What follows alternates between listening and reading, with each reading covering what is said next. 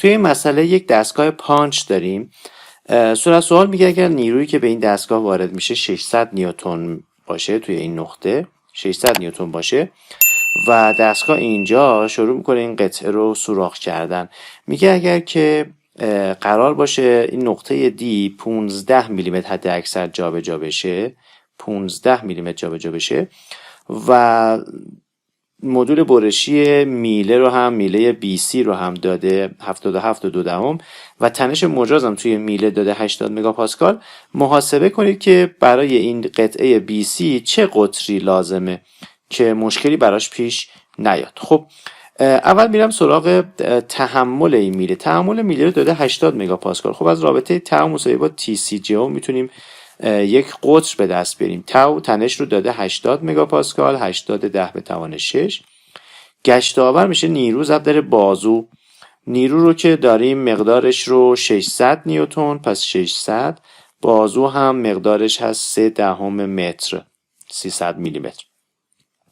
ضرب در تی سی، ضرب در دی دوم، به جای شعاع گذاشتم دی دوم، ضرب در جی، جی دایره هم 1/32 پی دی 4 هست.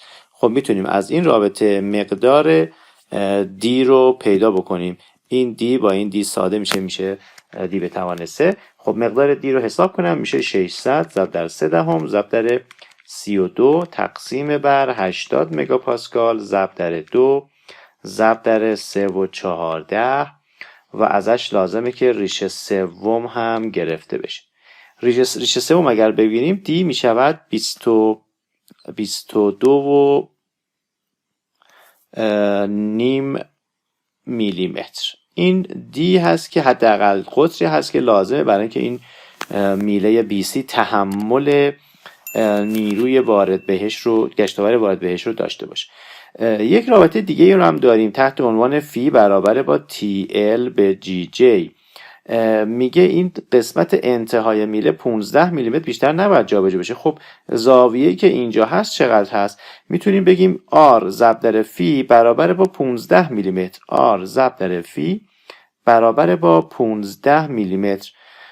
خب آر رو هم داریم 300 میلیمتر یا 3/10 ضرب در زاویه برابر با 15,000. خب میتونیم فی رو به دست بیاریم. فی میشه 500.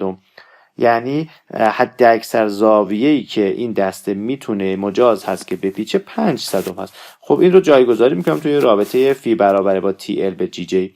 یعنی مینویسم 500 برابر با گشتاور که هست 600 ضرب در بازو، نیرو ضرب در بازو 3/10. این تی ضرب در ال، طول میله هم نیم متر هست یا 500 میلیمتر. این ال تقسیم بر جی، مدول برشی رو داریم 77.2 10 به توان 9. جی رو هم نداریم، میشود 1/32 پی دی به توان 4. خب از این رابطه هم میتونیم یه دونه دی به دست بیاریم.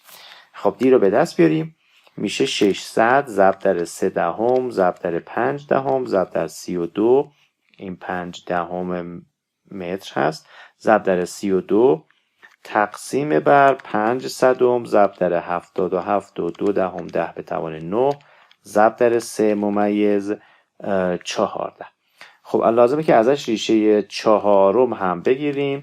مقدار قطر میشود 22 میلیمتر. خب جواب ما کدوم هست؟ جواب ما بیشترین قطری هست که ما لازم داریم، یعنی 22.5 میلیمتر بیشترین قطری هست که برای میله بی سی لازم داریم تا تحمل میله از حد تحمل میله رد نشه.